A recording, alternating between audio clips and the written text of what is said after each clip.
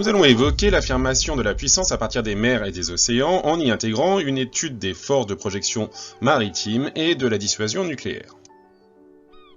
Au tournant des XVIe et XVIIe siècles, l'écrivain et explorateur anglais Sir Walter Raleigh disait « Celui qui tient la mer tient le commerce, celui qui tient le commerce tient la richesse du monde et par conséquent le monde lui-même ». Raleigh disait ça à une époque où les puissances coloniales et notamment la puissance britannique s'affrontaient pour essayer de maîtriser les différents espaces maritimes tout en augmentant leur empire de nouveaux territoires. L'importance géostratégique des espaces maritimes est ainsi apparue depuis longtemps en rapport avec un certain nombre de considérations économiques. Or, cette donnée s'est bien évidemment renforcée à l'époque de la mondialisation, une mondialisation qui commence à la fin du XXe siècle et qui fait toujours reposer aujourd'hui plus de 80% des échanges internationaux sur le transport maritime. Ainsi, le contrôle des espaces maritimes est une donnée importante pour s'assurer de la bonne tenue du commerce mondial, d'autant plus que ceci regorge également d'un certain nombre de ressources importantes pour les transactions économiques internationales. Mais au-delà de leur importance économique, les espaces maritimes sont intégrés à un certain nombre de considérations géostratégiques. Ainsi, dans son ouvrage paru en 1890, The Influence of Sea Power Upon History, l'amiral et historien américain Alfred Mahan met en avant l'influence des espaces maritimes et leur intérêt géostratégique. Mahan s'intéresse en effet à la puissance de l'Empire britannique en soulignant l'importance du sea power, la puissance navale, et en déduit que la puissance d'un État provient de sa capacité à maîtriser l'espace maritime mondial. Ainsi, le sea power inspire la géostratégie américaine, considérant que les puissances maritimes auraient vocation à l'emporter sur les puissances continentales. Alors, de fait, un certain nombre de puissances navales hégémoniques se succèdent dans l'histoire de l'humanité à des échelles diverses, régionales, voire mondiales, avec l'Empire britannique et l'Empire américain. Dans l'Antiquité, on constate ainsi une transition de la puissance carthaginoise vers la puissance romaine qui s'exerce à l'échelle de la Méditerranée. Méditerranée qui devient, après la victoire de Rome sur Carthage, la Mare Nostrum et le cœur de l'Empire romain. Alors à l'époque moderne, une transition s'opère vers une puissance navale plus planétaire à travers ce que l'on a qualifié de grande découverte. C'est alors un temps où dominent les puissances ibériques, Espagne et Portugal, l'Espagne s'imposant alors comme la première puissance maritime mondiale. Alors à partir de la fin du XVIe siècle, un basculement s'opère de la puissance espagnole vers la puissance britannique à travers une série de confrontations durant lesquelles les Britanniques petit à petit mettent fin à la domination de l'invincible armada espagnole sur les mers et océans. La domination britannique s'affirme alors au XVIIIe siècle et prend toute son ampleur et connaît son apogée lors du XIXe siècle, moment où l'Empire britannique est véritablement un empire planétaire, comme nous pouvons le voir sur cette carte. Dans la première moitié du XXe siècle, avec la Première et la Deuxième Guerre mondiale, la puissance européenne et britannique en particulier décline et un nouveau basculement s'opère vers un leadership maritime des États-Unis. Les États-Unis sont alors qualifiés de thalassocrators, une expression que l'on doit à l'historien Pierre Royer, thalassocrator voulant dire maître des mers, Et Pierre Royer distingue ce thalassocrator d'une thalassocratie au sens où l'impérialisme américain n'est pas fondé sur la maîtrise des espaces maritimes, contrairement aux Britanniques avant eux. Ainsi, la domination maritime de la puissance américaine est un élément important de leur hégémonie planétaire, mais n'est pas le cœur de leur puissance économique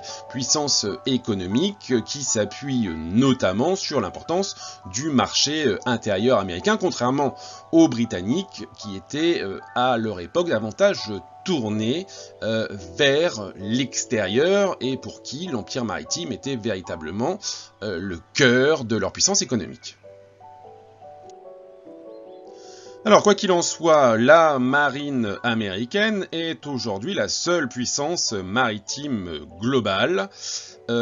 Et de loin, c'est ainsi la première force navale, la seule à disposer d'une capacité à agir aussi largement sur l'ensemble des mers et des océans. Les Américains ont ainsi découpé l'espace maritime en 7 parties au sein desquelles se trouvent assignées 7 flottes américaines. Cette capacité maritime internationale des Américains repose ainsi sur un large réseau d'alliés à travers le monde qui permettent d'entreposer ces flottes américaines à travers de multiples bases navales qui s'appuient aussi sur un certain nombre de territoires ultramarins dépendants des États-Unis.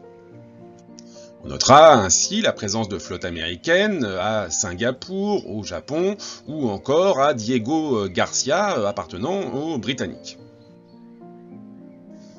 La puissance militaire américaine repose largement sur ses capacités économiques et sa volonté d'investir massivement dans l'armement. Et on le voit ici, elle domine très largement ses concurrents. En 2021, les États-Unis dépensaient en effet un peu plus de 800 milliards de dollars, quand en deuxième position, la Chine, elle, n'atteignait pas les 300 milliards.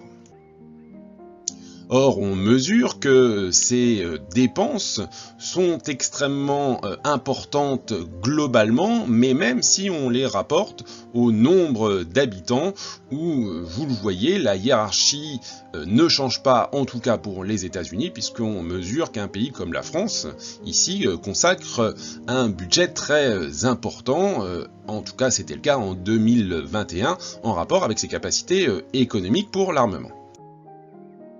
Alors il en résulte des capacités navales sans équivalent pour la marine américaine qui dispose ainsi de 11 porte-avions, de 14 SNLE, à savoir des sous-marins nucléaires lanceurs d'engins, de 58 SNA, sous-marins nucléaires d'attaque, et donc d'un ensemble de bâtiments lui permettant d'avoir une capacité de projection sans équivalent dans le monde. Cette capacité maritime amène le pays à s'imposer parfois en gendarme des mers, menant des opérations pour garantir la liberté de navigation dans 3 principaux espaces maritimes, la mer de Chine méridionale, le nord-ouest de l'océan Indien, entre mer Rouge et golfe Persique, mais aussi la mer Adriatique. Donc cette capacité à contrôler les mers fonde le Sea Power américain, un Sea Power d'ailleurs qui depuis 1945 a connu une certaine évolution puisqu'on mesure que la stratégie navale américaine bascule progressivement de l'Atlantique vers le Pacifique en regard du développement de l'Asie orientale, notamment de la puissance chinoise. Alors derrière les États-Unis, nous pouvons constater une hiérarchie de puissances maritimes qui fait émerger finalement 2 seules puissances maritimes à capacité mondiale, à savoir les anciennes puissances européennes que sont le Royaume-Uni et la France. Ces pays conservent en effet un certain héritage colonial leur assurant une capacité à être présents sur l'ensemble des espaces océaniques au travers de la présence de leur flotte dans notamment un certain nombre de leurs possessions ultramarines. Alors, outre cette capacité territoriale, les marines nationales françaises et la Royal Navy britannique disposent également d'un équipement complet en termes de force navale à travers des porte-avions et les différents types de sous-marins que ces navires possèdent et qui leur donnent une capacité d'action importante, bien loin cependant de celle des États-Unis. Derrière ce trio de puissances maritimes à capacité mondiale apparaissent trois puissances maritimes à capacité régionale que sont la Russie, la Chine et l'Inde. Les ambitions impériales de la Russie l'amènent à réaffirmer sa présence sur et sous les mers, au large de la Syrie notamment, même si l'on a vu que celle-ci a subi, durant le conflit ukrainien, de nombreuses destructions au large de la Crimée. La Chine, pour sa part, apparaît comme la véritable puissance émergente ascendante, en modernisant sa capacité de projection grâce à un programme de construction de porte-avions. Elle en possède 3 depuis 2022 et le lancement du Fujian, plus gros navire de guerre hors États-Unis. Mais derrière la Chine, l'Inde lui répond dans une compétition pour la maîtrise des détroits stratégiques de l'océan Indien. Et l'Indian Navy s'est considérablement développée ces dernières années. L'Inde dispose ici d'une importante capacité militaire qui s'exprime principalement dans l'océan Indien pour assurer sa sécurité et s'affirmer face à ses rivaux chinois ou pakistanais. La navire indienne est également très présente pour assurer la sécurité maritime dans une région soumise à un intense commerce international, mais également sujette au développement de la piraterie. Alors derrière ces États dominant la hiérarchie des puissances maritimes, on assiste à une forme de démocratisation de la puissance navale à travers les ambitions nouvelles d'un certain nombre d'États, qu'ils constituent ou pas des puissances régionales. Ainsi, en 1950, seuls 18 pays possédaient des sous-marins. Ils sont aujourd'hui une quarantaine, dont des pays comme l'Algérie ou encore l'Indonésie ou le Chili. Une nouvelle hiérarchie de la puissance maritime est en train ainsi petit à petit de se constituer en intégrant davantage les émergents. Alors toutefois, cette hiérarchie de la puissance maritime doit bien intégrer que la capacité militaire navale ne se mesure pas uniquement au nombre de navires, mais surtout à la détention de ce qu'on appelle les capital ships, au premier rang desquels se trouvent les porte-avions. En effet, ce sont les porte-avions qui assurent aux puissances maritimes une capacité de projection internationale. Ce sont des véritables bases aériennes mobiles qui peuvent se positionner près des côtes de l'adversaire tout en naviguant le reste du temps dans les eaux internationales sans provoquer de crise diplomatique et ainsi ces porte-avions peuvent bombarder de manière massive ou cibler les États, les territoires qui sont donc sous le feu des combats. La maîtrise des mers et la détention des porte-avions est ainsi un élément essentiel pour avoir une capacité d'action internationale, plus encore que la capacité à détenir un certain nombre de bases terrestres à travers le monde. En effet, on estime que du fait de l'autonomie des avions et de la portée des missiles embarqués, à partir des porte-avions, ce sont 95% des zones urbanisées qui peuvent être frappées depuis la mer. Alors, autre capital ship, les sous-marins nucléaires d'attaque et les sous-marins nucléaires lanceurs d'engins nucléaires, puisque c'est sur ceci que repose une bonne partie de la dissuasion nucléaire des puissances nucléaires du globe. Alors en effet, depuis les bombardements d'Hiroshima et Nagasaki, la doctrine centrale des armes nucléaires est celle de la dissuasion. Chaque État doté de la capacité nucléaire impose ainsi à ses adversaires de devoir prendre en considération, dès les prémices d'un conflit, la possibilité de se voir infliger des dommages considérables en cas d'attaque.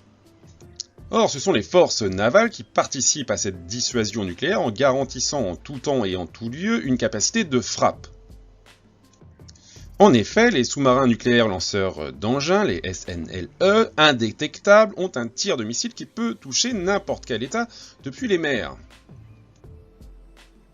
Alors, cette politique de dissuasion nucléaire navale sert les politiques des puissances, notamment pendant la guerre froide, particulièrement dans l'océan Arctique, entre donc les deux super grands, les États-Unis et l'URSS. Ceux-ci cherchent à la fois à dissuader et à prévenir une attaque nucléaire. Les trois piliers de la dissuasion nucléaire océanique sont ainsi la capacité à répliquer, à exercer des dommages inacceptables et à frapper un adversaire géographiquement distant. C'est dans cette optique qu'en 1960, les États-Unis et le Royaume-Uni réalisent le premier essai d'un tir-missile mer-sol depuis un sous-marin, ce qui a accru considérablement leur capacité de frappe. Or, il apparaît que la puissance de frappe nucléaire embarquée à bord des sous-marins est dissuasive car elle est considérablement destructrice et elle l'est de plus en plus, comme nous le montre ce tableau. Ainsi, les têtes nucléaires américaines actuellement en service sur les missiles Trident II ont une puissance de frappe 20 fois supérieure à celle de la bombe nucléaire lancée sur Nagasaki. Ces puissances nucléaires qui s'expriment par voie maritime sont finalement relativement peu nombreuses et une nouvelle fois ce sont les États-Unis qui dominent, disposant notamment de 14 SNLE pour lancer leurs engins nucléaires.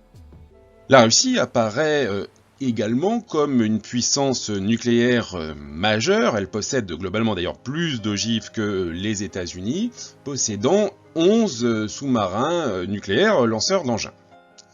Derrière les États-Unis et la Russie, la Chine, le Royaume-Uni, la France et l'Inde apparaissent comme les autres puissances nucléaires maritimes. Mais d'autres États comptent bien s'inviter au club et ainsi la Corée du Nord ou le Pakistan développent actuellement des programmes de dissuasion nucléaire océanique. Alors pour conclure, on s'intéressera également à un autre espace de conquête pour les puissances actuelles, qu'est l'espace, un espace qui apparaît de plus en plus important pour le contrôle et l'opérabilité de la puissance navale, comme l'exprime ce schéma que vous avez devant les yeux.